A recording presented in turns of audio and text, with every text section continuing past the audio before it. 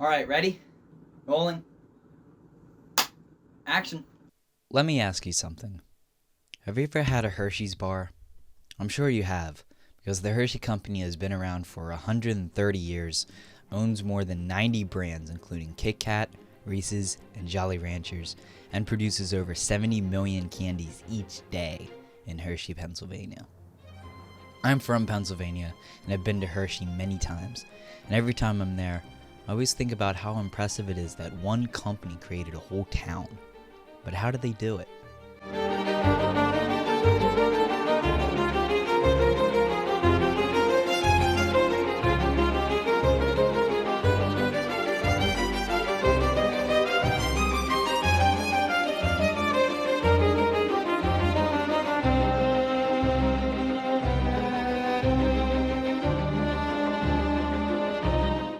On September 13th, 1857, a man named Milton S. Hershey was born on a farm near what is now Derry Township, Pennsylvania.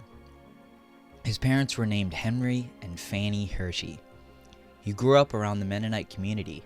His mother was a strict Mennonite. Milton did not have strong religious beliefs as he grew up. Milton Hershey faced many hardships in his life. The first came in 1867 when his sister, Serena Hershey, passed away due to scarlet fever. She was only 4 years old. The Hershey family moved very often due to Henry Hershey's numerous different dreams and career changes. This interrupted Milton's schooling. He attended 7 different schools, including this one, the Derry Church School. He attended school here during the winter of 1863 to 1864. An important move for the Hershey family was the move to Lancaster County. It was here that Milton Hershey completed the 4th grade and left school. He did this because he was old enough for an apprenticeship. He started working for Sam Ernst in Gap, Pennsylvania. Sam Ernst owned a small weekly newspaper in Gap. Milton Hershey became the editor for the newspaper, but he quickly started to despise the job. It also didn't help that Mr. Ernst, his boss, was not a nice man. He is described as being bitter and loved to criticize Milton and call him clumsy. Milton Hershey was fired from the newspaper, which he may or may not have done on purpose. Around a year later, with the help of his mother, Milton Hershey would start studying candy making. He was 14. Milton Hershey started in the candy business because of his family. They encouraged him to study and learn to become a candy maker. He was taught by Joseph Royer in Lancaster, PA. He studied here for 4 years. In 1876, he decided it was time to open up his own business. He decided to open up his business in Philadelphia, since Philly was having a World's Fair to celebrate the USA's 100th birthday. He figured a lot of people would be in town and it would be good for business. He borrowed a large sum of money from his family and moved to Philadelphia. He opened a confectionery store on Spring Garden Street in Philadelphia, PA. The store opened on June 1st, 1876. The shop produced and sold candies, nuts, and baked goods. The problem with this business was that the stores that bought his chocolate were paying him with credit. This meant Milton Hershey was losing a lot of money. In 1880, Harry Lebkitcher was hired to work at the shop. Lebby was a Civil War vet who had previously worked as a clerk at a lumber yard in Lancaster. Him and Milton became fast friends, Milton often saying Lebby was the only man who could outwork him. Milton also hired his father, who was eager to work for his son. Milton's business also started losing a lot of money because of his father's failed idea for a candy cabinet. Milton's father was also a dreamer, and he had come up with the idea. After Milton bought the patent from his father, it only added to his financial troubles. The business in Philadelphia closed after 5 years of operation in 1882. Milton Hershey was almost in debt, but after the closure of his Philadelphia candy shop, he got a job as an assistant to a candy maker in Denver. This is where he learned to use fresh milk to make caramels. Despite his steady job, Milton Hershey wasn't satisfied. He wasn't happy with the pay, and he still wanted to be his own boss. Milton's father, Henry Hershey, was also not satisfied with the pay he was getting as a miner. After moving to Chicago with his father, Milton was encouraged to go to New York City. Henry Hershey was the one to encourage his son to move again. Milton did in 1883 and trained at Hewler's, a candy and restaurant chain in New York City. Milton Hershey started another business in New York. Unfortunately, this business wasn't successful. He decided to move back to Lancaster and give it one last try. Determined to succeed, Milton returned to Lancaster, PA in 1883. He decided to make caramels only and used fresh milk to make his caramels. He sold his caramels from a cart in the city. Returning home, he found out many of his relatives thought of him as a drifter and refused to help him financially. He didn't even have enough money to bring his possessions back with him. Luckily, a former worker of his, Lebby Lebkitcher, offered him a place to stay. Lebby also helped him pay for the shipping charges. In 1886, he founded the Lancaster Caramel Company. He applied the same method of using fresh milk to make his caramels here. His Aunt Mattie and his mother helped him with production. Using fresh milk made Milton's caramels delicious. It made the caramel melt in your mouth. Hershey's Crystal A cream caramels became a hit. For the first time in his life, Milton Hershey was a successful businessman. Through many failures, he never gave up. One day, a large order from a British candy importer came in. This order led Milton to ask the bank for a loan to purchase the ingredients. The bank gave him that loan, and when the pay for the order came in, Milton was so happy that he ran down the street to the bank immediately. He still had his apron on as well. This was the turning point for Milton Hershey. After that, the Lancaster Caramel Company employed over 1,300 workers, and its factory expanded on Church Street in Lancaster City. Milton Hershey even became one of the most respected businessmen in the county. But he never forgot who helped him along the way. In 1891, he hired his best friend, Lebby Lebkitcher. Lebby would work for Milton for the rest of his life. With all the success from his business, one of the first things Milton Hershey did was build a house. It was located 5 minutes away from the factory on South Queen Street. Today, the site is a historic landmark. Business was booming. His caramels were being shipped around the world. Life was good for Milton Hershey. In 1893, Milton traveled to Chicago for the World's Columbian Exposition. Here, he would be introduced to the art of chocolate making. Milton was immediately fascinated by chocolate, specifically milk chocolate. Milton bought equipment at the expo, and when he arrived home, he started experimenting with boiled milk, sugar, and cocoa beans to try to find a formula that would create quality milk chocolate. Milton Hershey established the Hershey Chocolate Company on February 8, 1894, as a subsidiary of the Lancaster Caramel Company. He was determined to find this formula so he could sell chocolate to the masses. In 1897, Milton Hershey bought his childhood home where he was born. This house is known as the Homestead. During this period in his life, Milton Hershey would have to travel quite a bit to promote his product and take new orders. On one fateful trip in 1897, he was passing through western New York on his way to Chicago when he stopped at A.D. Works Confectionery. He was at the business to sell his caramels and met Catherine Elizabeth Sweeney. Catherine, also known as Kitty Sweeney, was from Jamestown, New York, and worked in a shop. Her and her friends frequented the confectionery.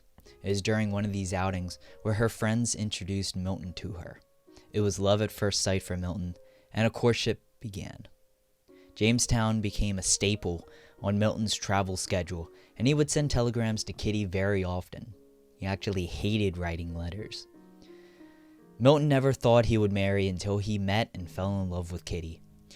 In his telegrams to her, he would often tell her when he would be visiting.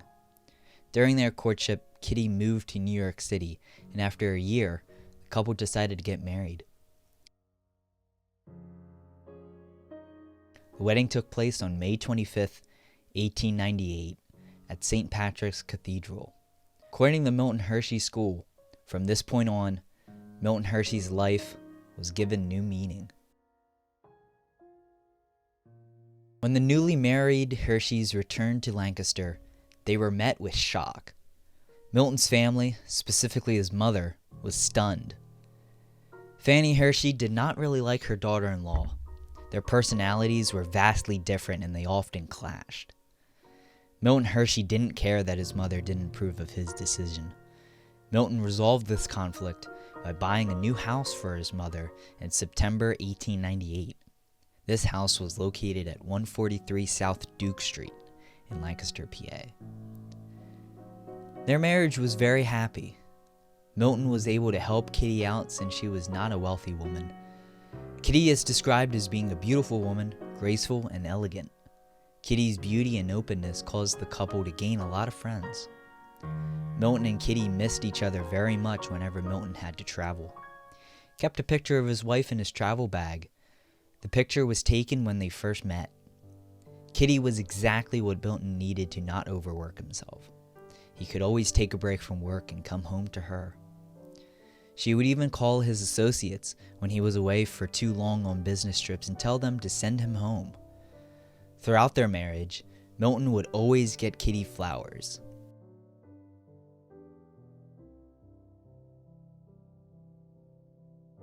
He knew she loved roses, so he would pick out roses for her himself and take them to her. Fellas, take notes here. This guy knows what he's doing.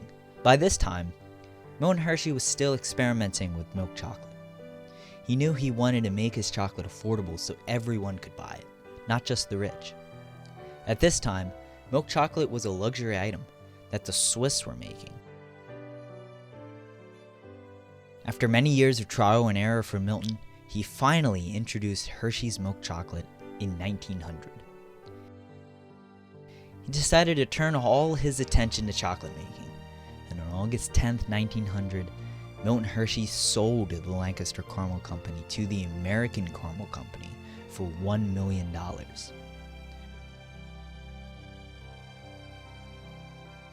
Hershey's milk chocolate was sold as a bar for 5 cents. The formula he took so long to develop was delicious, and Hershey Chocolate Company became an immediate success. He needed to build a factory to mass produce this chocolate, and there was one place he wanted to build it: the Pennsylvania countryside. He chose Derry Township, where he was born, because it had everything he needed: water, fresh milk, and workers. Back in 1897, Milton had bought the house he had been born in for his father, a homestead. His father lived in the homestead until 1904. Henry Hershey loved when his son and daughter-in-law would visit. He liked Kitty much more than Milton's mother, and Kitty enjoyed going to the homestead to unwind and enjoy some time to herself in the country. Henry Hershey was a man who was excited about the future. He got to see his son's success and see the construction of his son's factory. Unfortunately, he did not get to see the opening. On the evening of February 18, 1904, Henry Hershey passed away with Fanny Hershey by his side. Milton was in Florida at the time. He came home to attend the funeral and say goodbye to his father.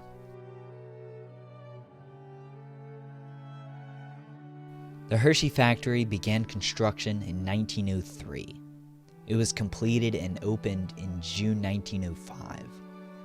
Milton Hershey's financial advisors did not want him to build the factory in Derry Township because there was not anything around that area. So Milton came up with the plan to also build a town around the factory. That's exactly what he did. He built houses where employees could live, stores where they could shop, trolley system for transportation, parks, a bank, and churches. When the town was completed, he held a contest to pick the name. The winner was Hershey Cocoa. They shortened it to just Hershey. The town of Hershey, Pennsylvania was formally established in 1903. In 1905, while their mansion was being constructed, Milton and Kitty Hershey lived in the homestead. Business boomed in Hershey. Hershey's milk chocolate quickly became the first nationally marketed product of its kind. Today, the factory produces 25 billion Hershey Kisses a year and 373 million Hershey bars a year. Milton and Kitty's High Point Mansion was completed in 1908. Kitty enjoyed taking care of the High Point's landscaping. She planted the shrubbery around the mansion and planted many flowers. The Hersheys traveled often, whether it be for business or leisure.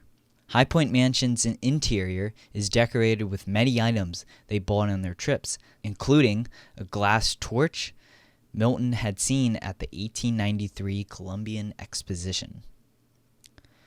The thriving town of Hershey opened a park on May 30th, 1906. Hershey Park had beautiful trees and was a great spot for picnics and canoeing. There was a merry-go-round that was added on July 4th, 1908. In 1909, 2 bowling alleys, a tennis court, and a railroad was added. Also in 1909, Rosie's opened. This was a bar and grill and was located on East Dairy Road. Today, the building is still a bar and is called the Parkside Cafe. Back in 1902, Kitty started complaining about a lack of control of her body. Her illness was never diagnosed, but this disorder affected her nervous system, causing numbness and mobility issues. She tried her best to not let this affect her life too much. Something that did affect the Hersheys was their inability to have children. Milton and Kitty wanted to start a family but realized they wouldn't be able to. So they decided to instead create a home and school for orphan boys. The Hershey Industrial School was founded on November 15th, and the deed of trust was signed by Milton and Kitty on November 19th, 1909, officially establishing the school. Milton Hershey always says that the school was Kitty's idea. The school has since been renamed to Milton Hershey School. It has buildings named after Catherine and Milton's mother, Fanny. Today, the school still offers education to lower-income families and housing to students.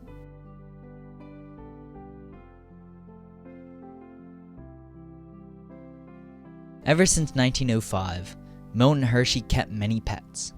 In 1910, Milton decided to open Hershey Zoo, where guests could see his animals.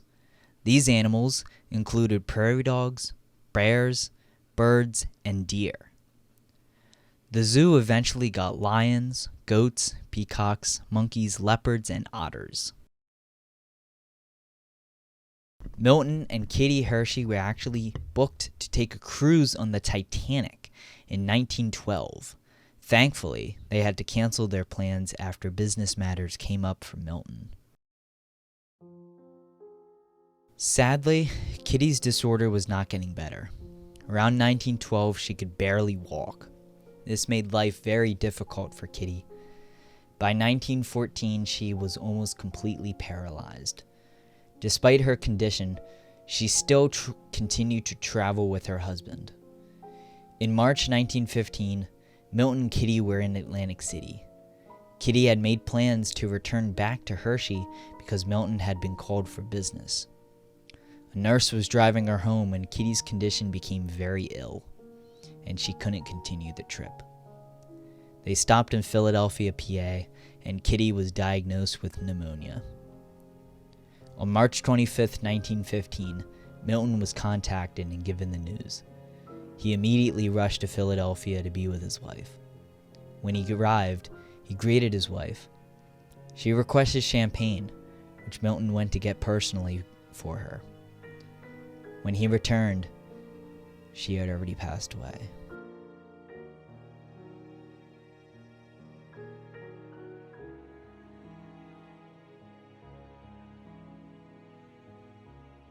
At the funeral a few days later, Milton shared with her sisters that he had never thought he would marry until he met her. He also swore there would never be another Mrs. Hershey. He kept his promise, as he never remarried after the love of his life's death.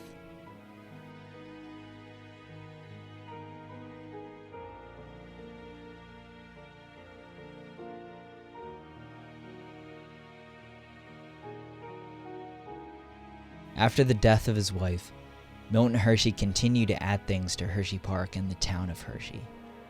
In 1923, Hershey Park added its first roller coaster. The wooden coaster was called the Joyride.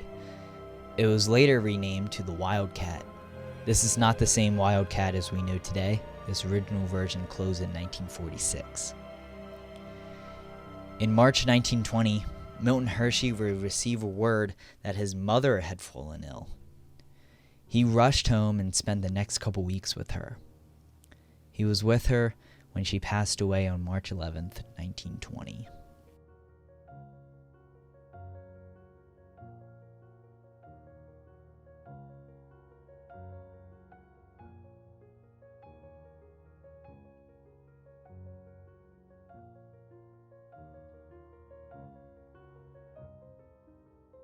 Milton established Hershey Cemetery in 1918.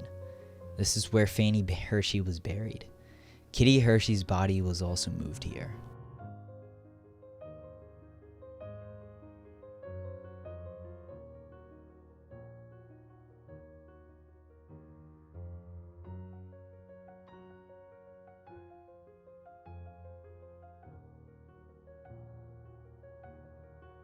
Hershey Park also added a Ferris wheel, the aeroplane swing, and the scooter.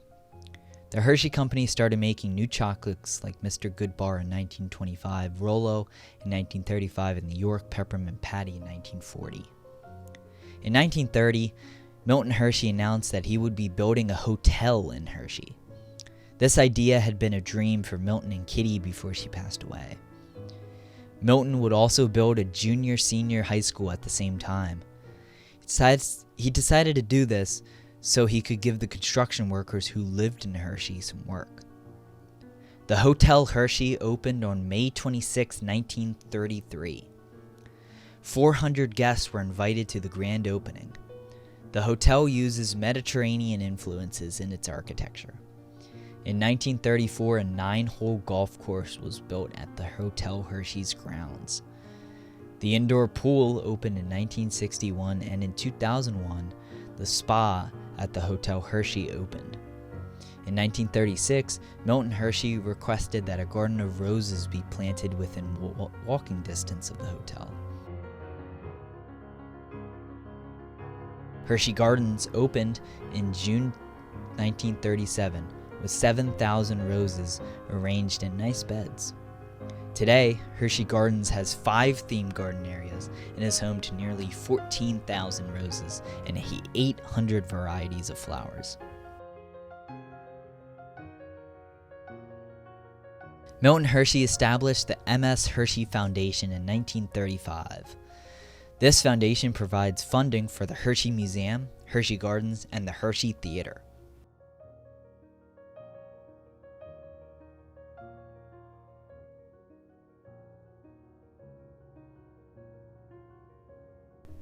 Hershey is a hockey town. Ever since 1931, hockey has been in Hershey. There were a few amateur hockey games being played in Hershey, and due to the popularity of the games, Milton Hershey decided to create a Hershey hockey team. The team was originally called the Chocolate Bars. Then they changed their name to Hershey Bars in 1934. The hockey league at the time felt that this was a little bit too much commercialism, so they decided to change their name in 1936 to the Hershey Bears. Also in 1936, the Hershey Bears started playing in the Hershey Sports Arena. This arena was later renamed to the Hershey Park Arena.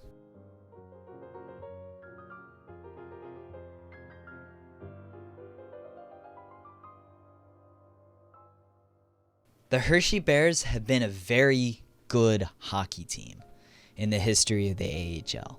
They have won 13 Calder Cups, the most recent being the 2023-24 season. Directly across from the Hershey Park Arena is the Hershey Park Stadium.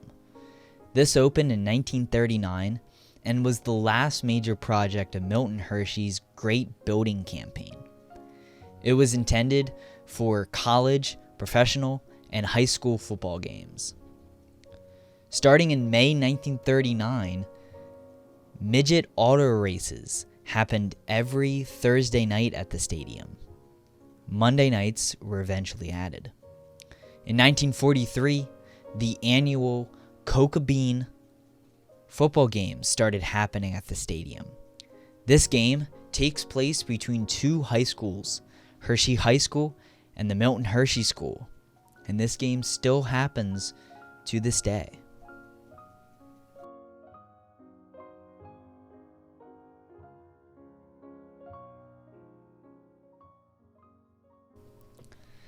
After a life filled with ups and downs, success and failure, and after seeing the success of his chocolate and his town, on October 13th, 1945, Milton Hershey passed away peacefully due to pneumonia.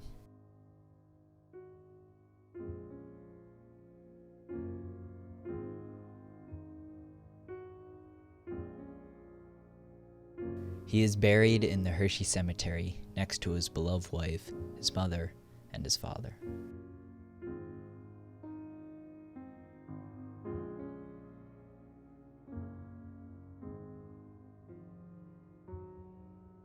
At the Hershey School, there is a statue of Milton Hershey that says, "His deeds are his monument, his life is our inspiration."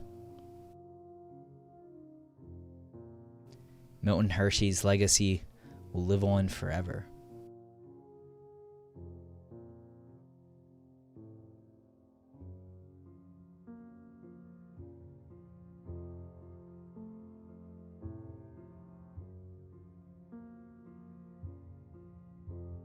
After the death of its founder, Hershey continued to have great success. Let's take a look at some of the offerings of Hershey, Pennsylvania today.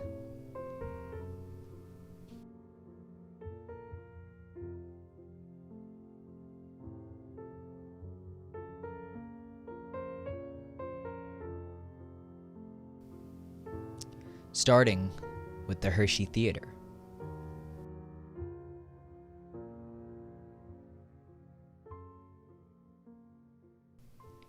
Hershey Theater opened in September 1933.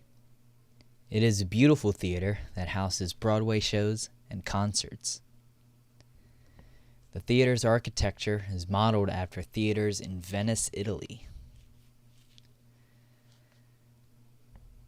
The talent that is performed at the theater includes Blue Man Group, Styx, Joe Bonamassa, Pat Benatar, Alice Cooper, the Beach Boys, and many more.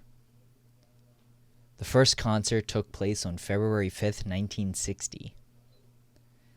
Some of the shows that have played here are Cats, Six, Hadestown, Hamilton, Beetlejuice, Mean Girls, and more.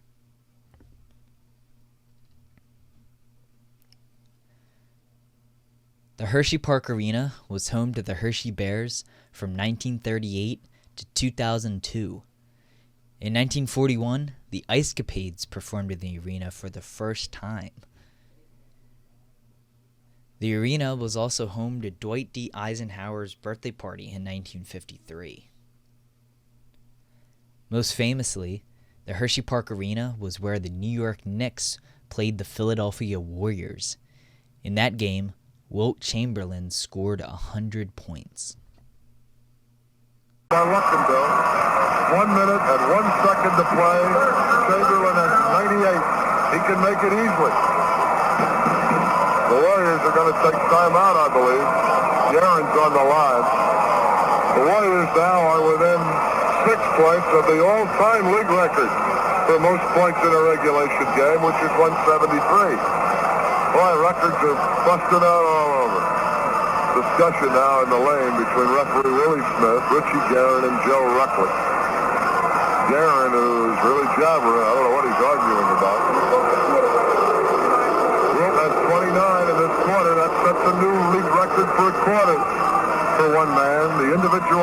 for a quarter, 29, just broken by Chamberlain. That's his own record. It was 28. Guerin on the foul line misses. 1 minute and 1 second to play. He has 98 points in professional basketball. I'll tell you, that's a lot of points if you're playing grammar school kids, isn't it? Guerin misses another. He's on the line again. Here it is. It's up. It's good. 167 to 146. Now let's see if they found somebody quick. Rogers throws long to Chamberlain. He's got it. He's trying to get up. He shoots. No good. The rebound, Luckenbill. Back to Chamberlain. He shoots up. No good. In and out. The rebound, Luckenbill. Back to Rucklick. Into Chamberlain. He made it. He made it. He made it. A different dunk. He made it. The fans are all over the floor. They stopped the game. People are running out on the court. 100 points for Wilt Chamberlain. They stopped the game. People are crowding, pounding him, banging him. The Warrior players are all over him. Fans are coming out of the stands. 46 seconds left. The most amazing scoring performance of all time. 100 points for the Big Dipper. In 1979, the Hershey Park Arena was an evacuation center during the 3 Mile Island nuclear disaster.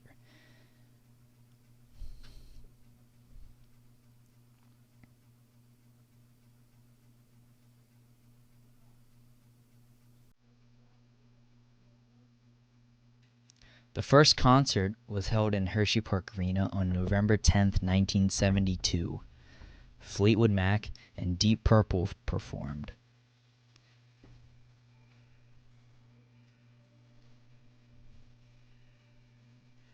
Other acts who played the arena were Alice Cooper, Jay Giles Band, Black Sabbath, Little Richard, Blue Oyster Cult, ZZ Top, Johnny Cash, Rush, Aerosmith, Bon Jovi, Yes, Dokken, Kiss, and more. Across from the Hershey Park Arena is the Hershey Park Stadium. Starting in 1972 with the Jethro Tull concert, the stadium became a premier concert venue. Its popularity skyrocketed in the 80s with popular acts. Many bands have played here, like Def Leppard, REO Speedwagon. I saw that concert myself, Def Leppard and REO Speedwagon. Judas Priest, Robert Plant, The Who, Sammy Hagar and David Lee Roth, Guns N' Roses on 4 separate occasions, one in 91, I believe, the other in 2017, one in 2021, and then the other in 2023. I was actually at the one in 2023. Megadeth in 2022, I was at that show as well. Whitney Houston, Foo Fighters, I saw that show myself in 2024. Red Hot Chili Peppers, Green Day, was at that show as well. Paul McCartney, I was at that show too.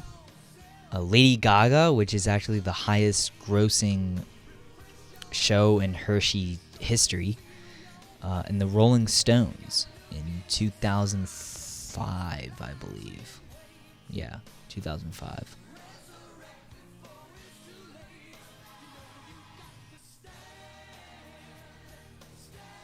In 1996, the Hershey Star Pavilion opened.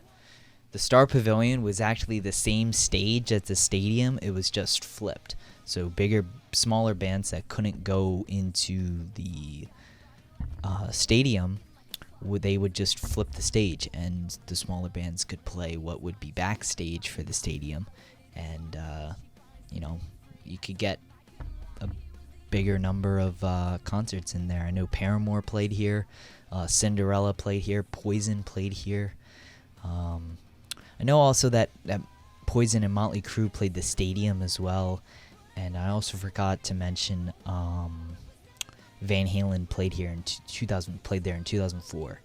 It's a very interesting tour in Van Halen history. Bob Dylan was actually the last concert at the Star Pavilion in 2012. They don't really do that anymore there. After playing 64 years in the Hershey Park Arena, in 2002, the Hershey Bears moved to a new arena.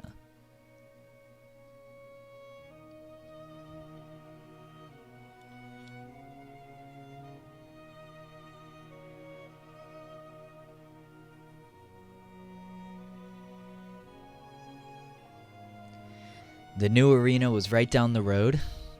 It would be called the Giant Center. It is bigger than the Hershey Park Arena and provided new amenities to the team and to fans.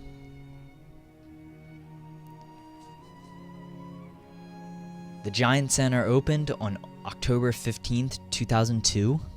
The Hershey Bears continued their success in the new arena, and it has provided a venue for presidential campaign rallies, Disney on Ice, Hershey Bears games, obviously, and concerts.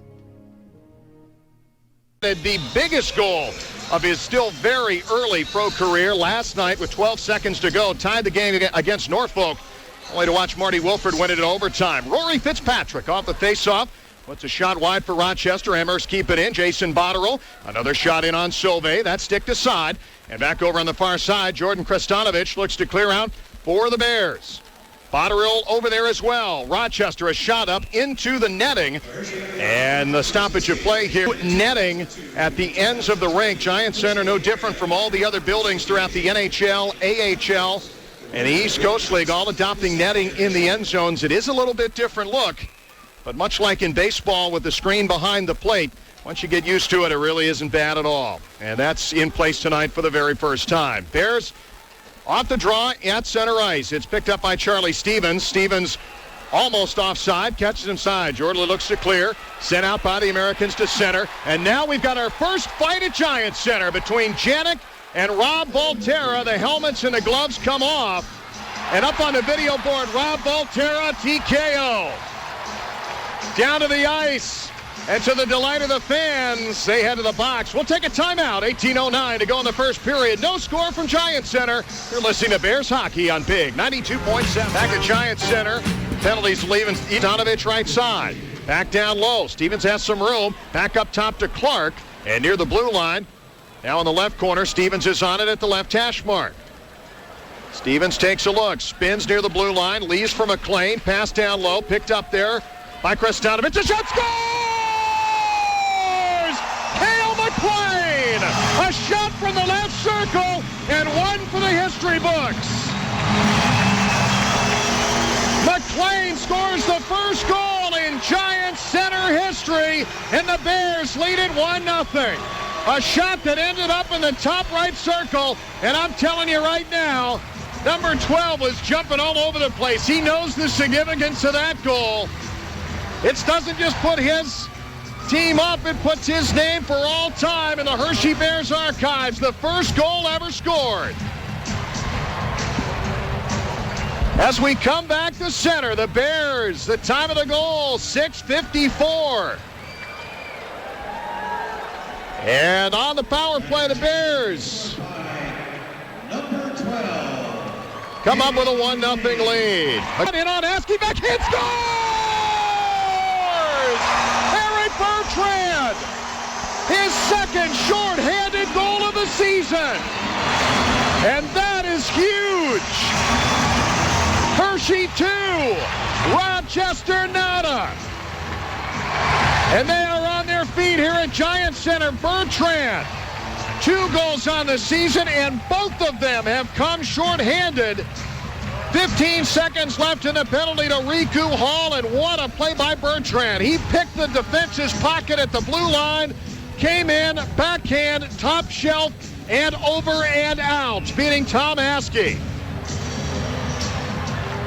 A big goal for the Bears. They lead it 2-0. Time of the goal, 9:08. The Bears suddenly have found the offense. Number 22, Harry Bertrand. As they enter It's Eric Bertrand for Hershey with room right side. Centering pass, trying to get it to Muir, who was cutting in near the top of the crease. Couldn't get the shot away. Puck stays inside the Rochester zone. It's Bertrand with a pass in the corner. Now up top to Muir. Right point. Goes to the half board to Duchâtelet. He's disrupted by Houda in front. Hall scores! Drew Hall! As the puck went from right half board behind the net onto Hall's stick and into the net. The Bears lead at 3-0 and Rochester can start the bus. 6:47 to go. And the Amherst, their offensive woes continue, and now the Bears score on the power play to give a little more comfort. A 3-goal lead, 37 Hershey shots. And what a night for the offense here at Giant. Clark then coughs it up. And coming back the other way, here comes Rochester up the far board. Peter Ratchuk looks to center. And Barnovic is there on the right side to keep the puck in. No shot taken yet. 2 minutes to go. In behind the net, Stevens skating out for Hershey. Back across the Emmerich line, 1-on-3, gets spun around, backhand try, scores! Charlie Stevens! The goal streak intact, 3 games, 3 goals. It's 4-0 Bears. As it bounced in, he slammed his stick down on the ice. He wanted it. He certainly deserved it. And the faceoff now controlled by the Bears in their own end. Brian Muir, 8 seconds to go. Back along the near board, Janik and McLean. Puck dumped out. Crowd to their feet. 3 seconds left. Puck at center ice. That'll do it. The Hershey Bears win the inaugural game at Giant Center. The final score, Hershey 4 and Rochester. Some artists who have performed at the Giant Center include Trans-Siberian Orchestra. They play here every single year. Hailstorm, Volbeat, Pentatonics, Ghost, one of my favorite bands. I've seen them there many times. Styx, saw this concert. Joan Jett, Elton John, Slayer, Cheap Trick, Foreigner, Rush, many others. The first concert here was Cher on October 15th, 2002.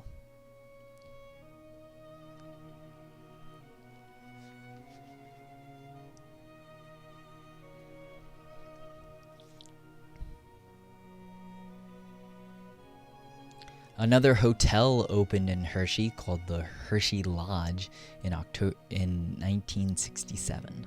This hotel includes a golf course, tennis courts, and indoor and outdoor pools.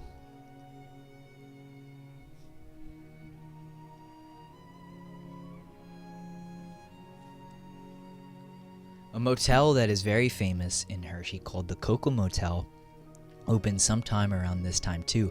Couldn't find exactly what year this hotel opened. Cocoa Motel is located on West Governor Road, and it's not owned by Hershey. It's a very small motel, but it's been there forever.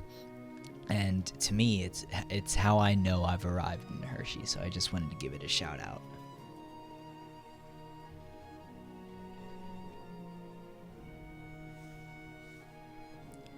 (1971) was a huge year for Hershey.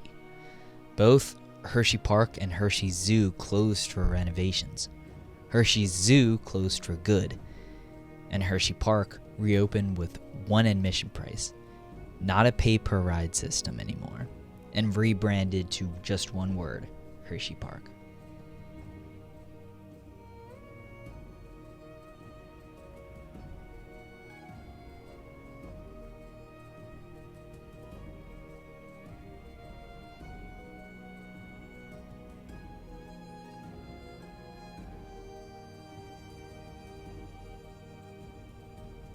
With its new name, Hershey Park wanted to rebrand itself as an amusement park.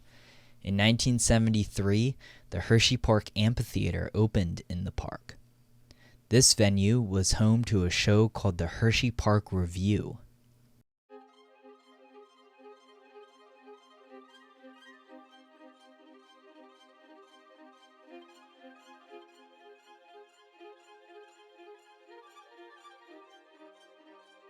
Also, the Hershey Park Amphitheater was a concert venue.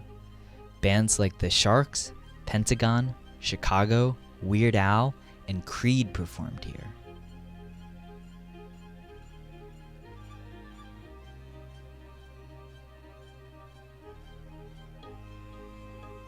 Sadly, the last show here was Kelly Pickler on September 30th, 2012.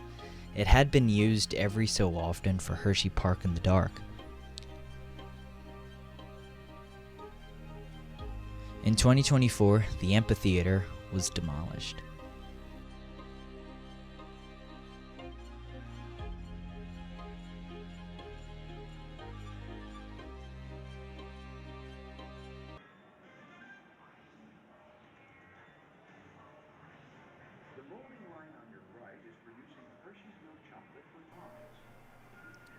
Also in 1973, Hershey's Chocolate World opened on June 30th. This attraction replaced the tour of the actual chocolate factory because it had become too popular. So they decided to open this attraction. The attraction is free and explains the process of making chocolate. In 1978, Chocolate World also opened a 2,500 square foot store, making it the largest Hershey store in the world. It is located just to the right of the Hershey Park entrance.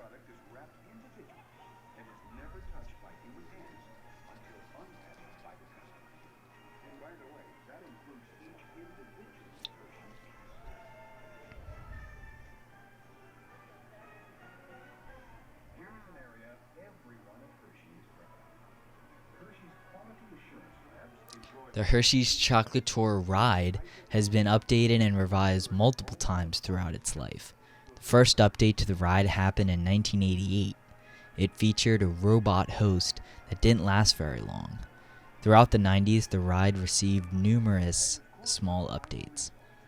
It also featured a song that will get stuck in your head very, very, very quickly.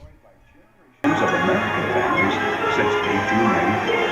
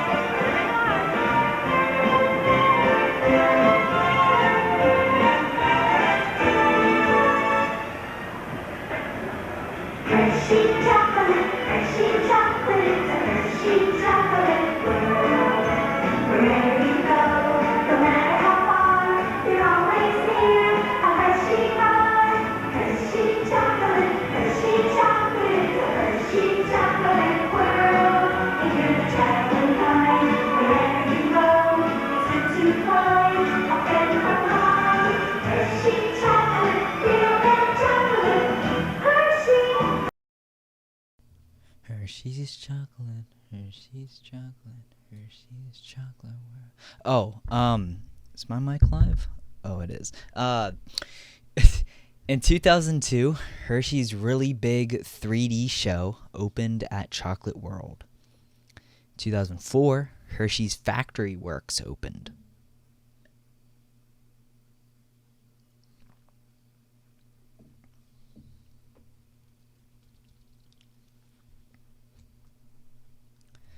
Hershey's Chocolate Tour received a huge update in 2006. This is the version I remember. This is the best version in my opinion. I grew up on this version, so I'm as qualified as anybody to talk about this. The three singing cows, Gabby, Harmony, and Olympia, would debut with this version. These characters are so nice you get to see them twice on the ride. They're a little scary, but we don't really talk about that. Also, the song that they sing is an absolute banger. Take a listen. All right, we'll take it from here. Just about. It's all about the milk. Well, that's true. Here at Hershey, it really is all about the milk. In fact, it's the milk that gives Hershey's chocolate its unique taste. And who better to tell you all about it than our official welcoming committee, the As you'll see, it's all about the milk. Here we go, girls. Hershey's milk chocolate, sweet. It's the milk chocolate, tasty sweet. Hershey's milk chocolate, tasty sweet. It's the milk chocolate. Gotcha. This is the liquid from which all chocolate is made. Next, this large press machine is used to squeeze cocoa butter from the chocolate liquor. This cocoa butter will be added back later in the process to make the chocolate smooth and creamy. Well, now we come to that all-important element, milk. And who better to tell us about it than the experts themselves? You know the secret, you know the key. It's gotta be the milk. Hershey's milk chocolate, tastes so fine. It's the milk chocolate, anytime. Hershey's milk chocolate, I wouldn't mind. It's the milk chocolate. It's the milk chocolate, sweet. It's the milk chocolate, tasty sweet. Well, the gals are right. Milk is how Hershey's chocolate gets its special flavor and the extra added. It was a huge event when this ride opened in 2006. More than 10,000 guests queued up to ride the attraction. In 2010, Create Your Own Candy Bar opened.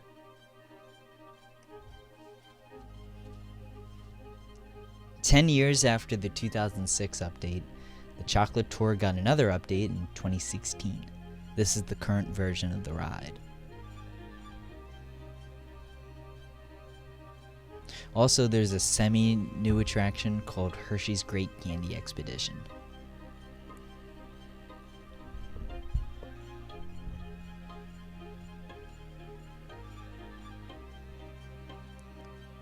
Meanwhile, over in Hershey Park, things were about to change. The Kissing Tower opened in 1975.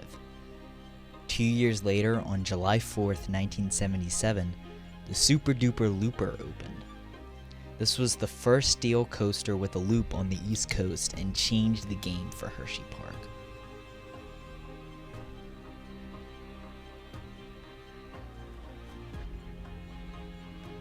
In 1978, Zoo America opened next door. This was a revamped Hershey Zoo, featuring 200 animals from 70 different species. After the opening of Super Duper Looper, attendance spiked and more additions came to the park in the 80s and 90s. Most of these additions are considered classics today.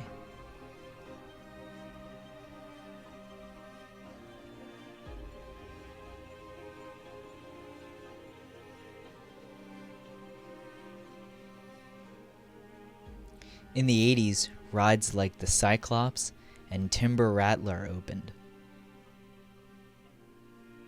Canyon River Rapids opened in 1987.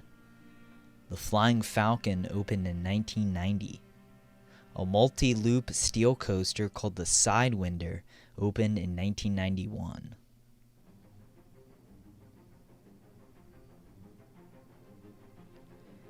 Tidal Force opened in May 1994. This ride is the tallest water plunge ride in the world.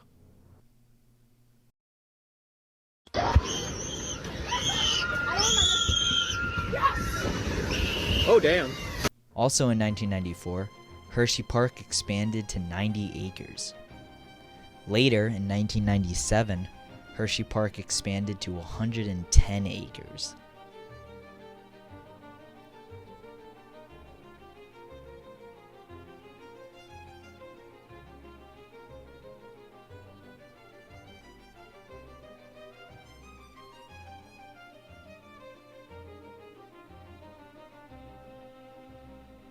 The iconic wooden roller coaster, the Wildcat, opened in 1996. This ride is named after the Wildcat coaster from the original Hershey Park.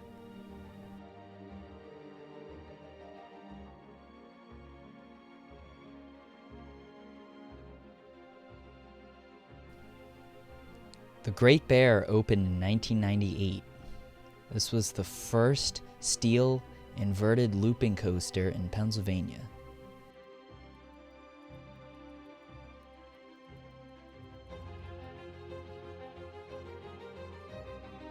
In 2000, Lightning Racer opened. This is a dueling wooden coaster.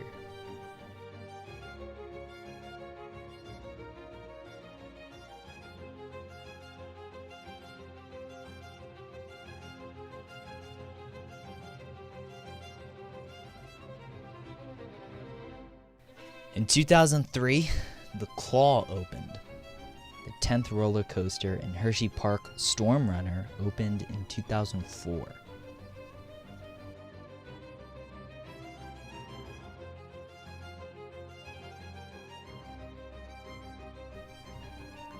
Reese's Extreme Cup Challenge opened in 2006. This is an interactive dark ride.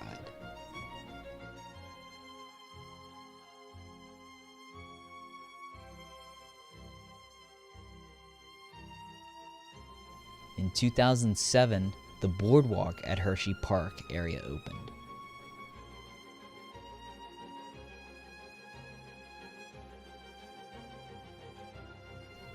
A year later, in 2008, Fahrenheit opened.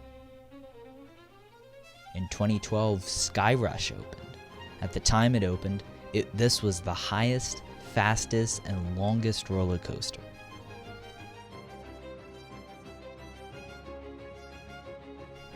A few years later, in 2015, Laugh Track opened.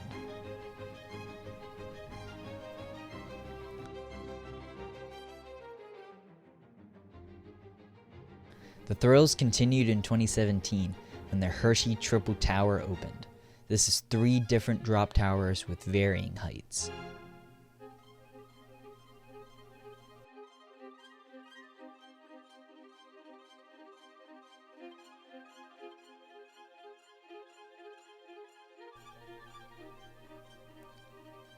After the pandemic closure in 2020, Hershey Park opened a new area called Chocolate Town.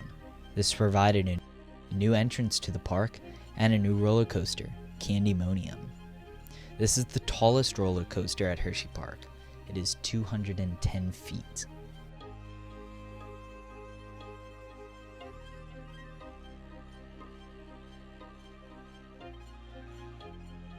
Chocolate Town is also home to the restaurant, The Chocolatier.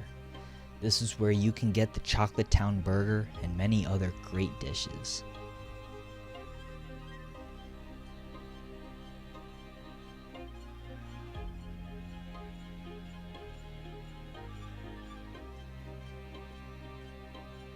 The newest ride at Hershey Park opened on May 24th, 2025.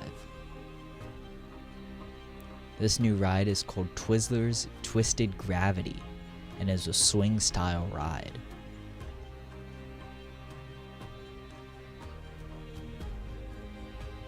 It is actually the tallest swing ride in the world.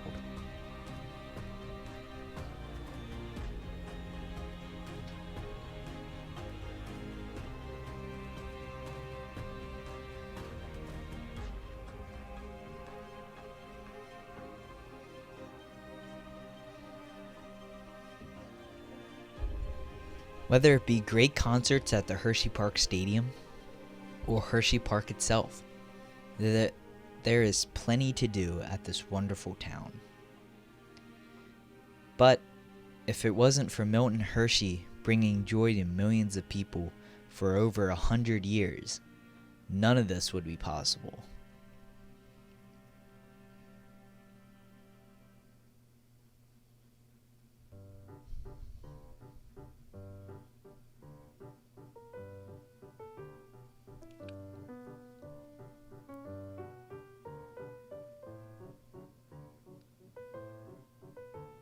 Milton Hershey once said, "What good is money unless you use it for the benefit of the community and for humanity in general?"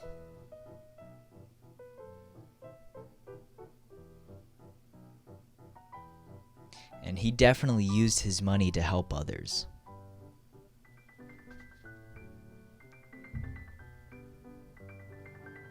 Today, Hershey is a little town with a lot to offer. Don't believe me? Visit someday and find out for yourself.